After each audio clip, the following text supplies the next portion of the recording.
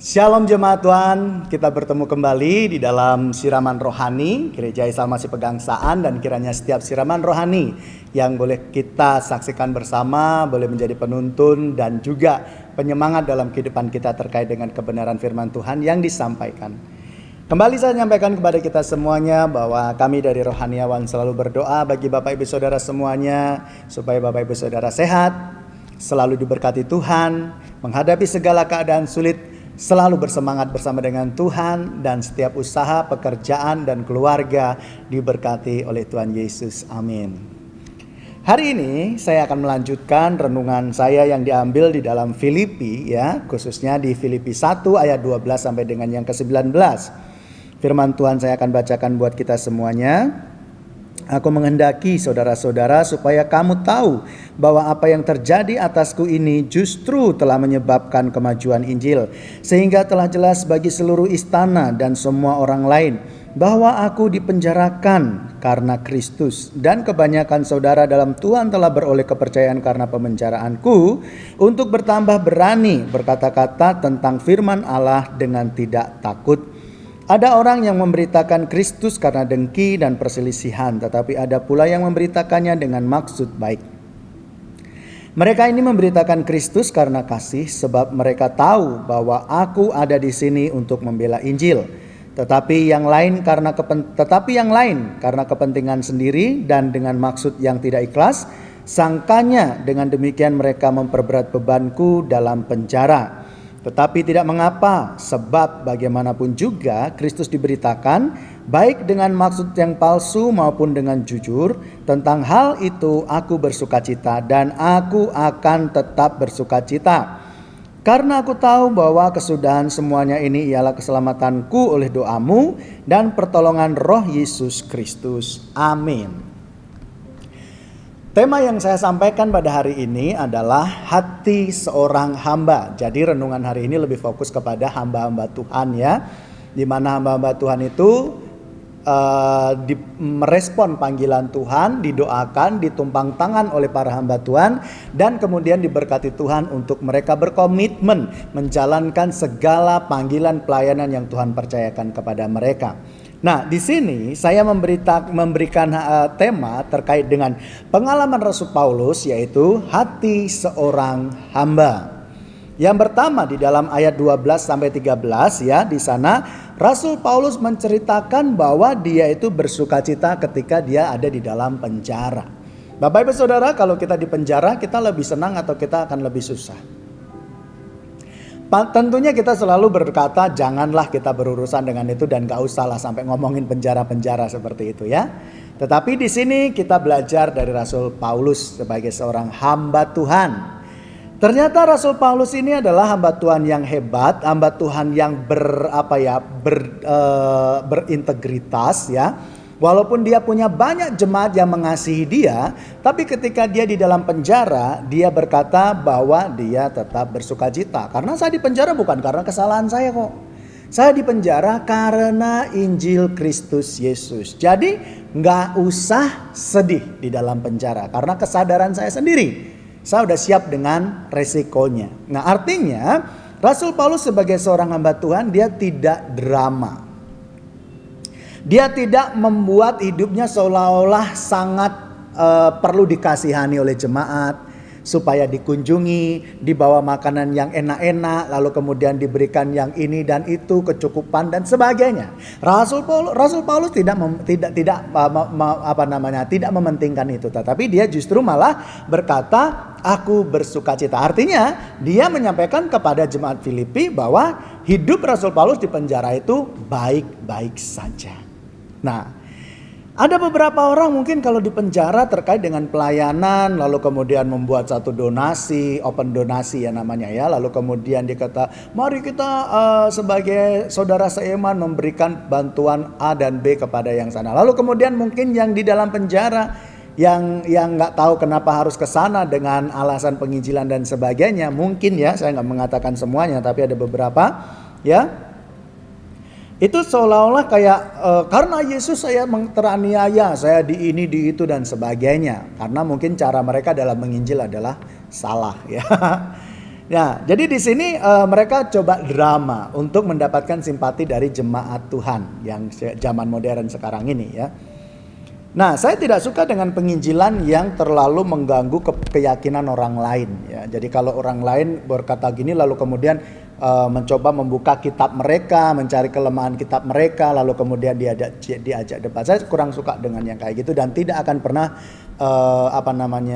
menyetujuinya ya. Jadi dalam hal ini Rasul Paulus menginjil dengan benar tanpa mengganggu keyakinan orang lain ya, karena dia sebenarnya menjangkau orang-orang dalam dulu ya. Tapi dianggap meresahkan. Orang dalam sendiri juga suka mempermasalahkan dia ya. Nah, jadi di sini sebagai orang yang sudah dewasa dan berintegritas di hadapan Tuhan, dia tidak drama. Beda dengan orang-orang yang memang sengaja cari perkara lalu kemudian dipenjara lalu kemudian cari simpati dari jemaat Tuhan. Itu beda banget dengan Rasul Paulus. Nah, hamba Tuhan yang tidak drama seperti inilah yang perlu kita doakan ya. Kalau ada seorang hamba Tuhan dalam kesusahan, dalam kesukaran, dalam keadaan sulit, dia tidak mengganggu, dia tidak menunjukkan muka yang melas dan sebagainya. Padahal kita tahu dan dia tidak tolong dong kasihani dan sebagainya. Nah, orang seperti itulah, hamba Tuhan seperti itulah yang kita perlu topang di dalam doa ya, supaya tetap melayani dengan tekun, dengan baik dan sebagainya.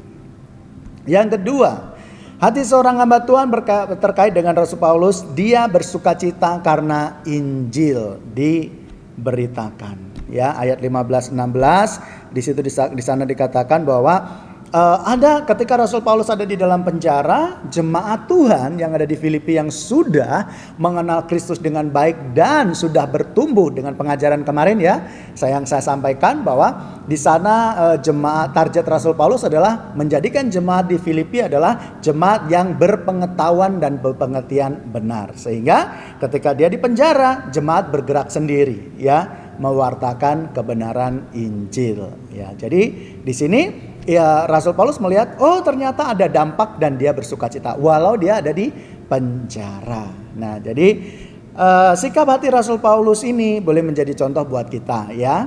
Jadi kalau ada yang kita nggak bisa melakukan pelayanan karena mungkin terbatas sesuatunya, terus orang lain mengerjakannya, kita patut bersukacita karena saya nggak bisa, ternyata dia yang bisa. Oke, kita doakan orang-orang yang seperti itu. Yang ketiga, hati Rasul Paulus sebagai seorang hamba Tuhan ketika dia di dalam penjara mengalami kesedihan yang mendalam. Kenapa? Karena kalau kita perhatikan di ayat yang 15 ya, di situ dikatakan ada orang yang mewartakan Injil dengan cara yang tidak benar ya. Di situ dikatakan karena dengki. Terus kemudian di ayat 17 di situ dikatakan bahwa mereka melayani atau memberitakan Injil Kristus itu untuk kepentingan diri sendiri.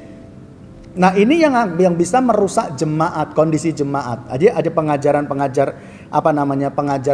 yang palsu gitu ya.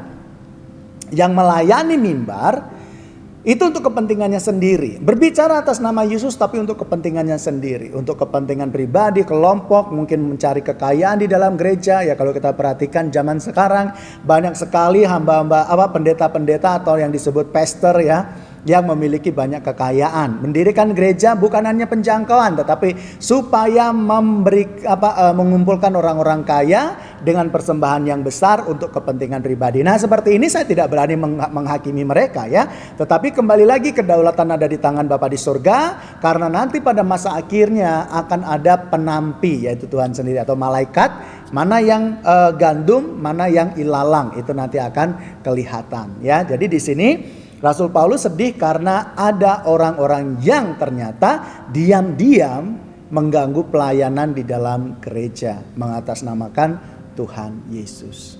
Nah, jadi di sini kita berdoa supaya hamba-hamba Tuhan di seluruh Indonesia khususnya memberikan pengajaran yang baik kepada jemaat, sehingga jemaat kalau ada pengajar baru yang seolah-olah terlihat itu adalah melayani Tuhan, mereka tidak tergoyahkan. Walaupun mereka mungkin melayani Tuhan dengan penglihatan, macam-macam penglihatan dan sebagainya, mereka tidak akan terganggu. Sehingga ketika hamba Tuhannya berada di tempat yang jauh ya, atau mungkin pindah Lalu kemudian teringat, oh jemaat di sana sekarang walaupun dihantam dengan berbagai macam pengajaran, tapi mereka kokoh imannya. Nah itu akan membuat senang. Ya jadi di sini ada 3 hal ya dari hati Rasul Paulus. Dia tidak drama walaupun dalam kesusahan. Dia bersukacita karena Injil tetap diberitakan. Tetapi dia sedih karena diam-diam ada perongrong di dalam gereja dalam pemberitaan firman Tuhan.